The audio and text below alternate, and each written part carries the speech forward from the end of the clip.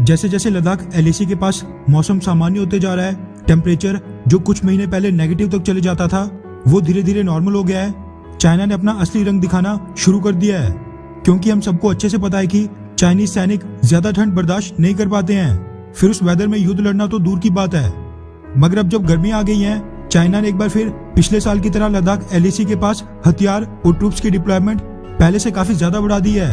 Ladakh LAC से सटे अपने एरिया में हुटान एयरबेस पर ट्रेनिंग के नाम पर चाइना ने stealth fighter jet Chengdu J-20 deploy कर दिया था।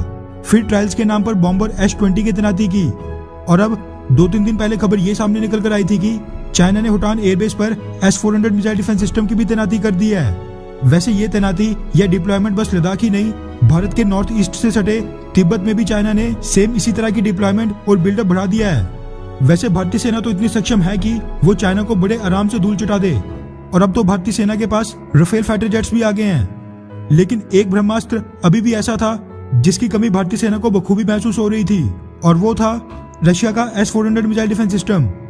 जो भारत को सबसे पहला S-400 मिसाइल डिफेंस सिस्टम मिलेगा, उसकी तैनाती कश्मीर या लद्दाख के आसपास ही की जाएगी, ताकि एक तीर से दो निशाने, एक पाकिस्तान और दूसरा चाइना, साधे जा सकें। लेकिन इनकी डिलीवरीज पर पिछले काफी समय से खतरा मंडरा रहा था, जिसका मुख्य कारण था पेंडेमिक।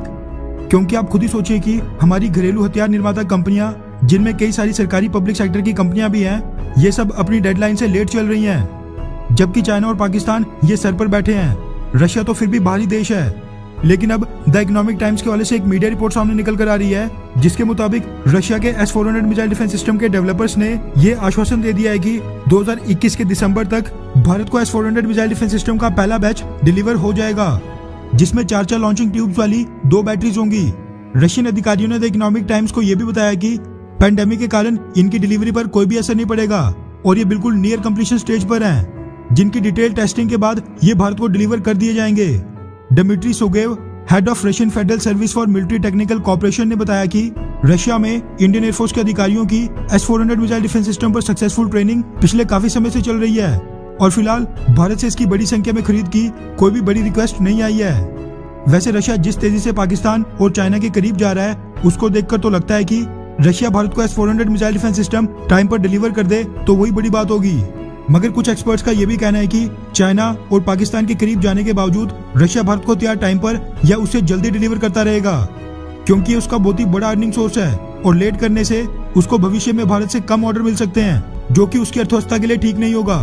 खैर, भारत और रशिया के बीच अब संबंध धीरे धीरे स्ट्रेटेजिक से रिड्यूस होकर हथियारों के बायर और सेलर जैसे बनते जा रहे हैं। वैसे आपको क्या लगता है कि क्या पाकिस्तान को हथियार बेचने का ऐलान करने के बाद अब रशिया पर भरोसा किया जा सकता है, हाँ या फिर कभी नहीं?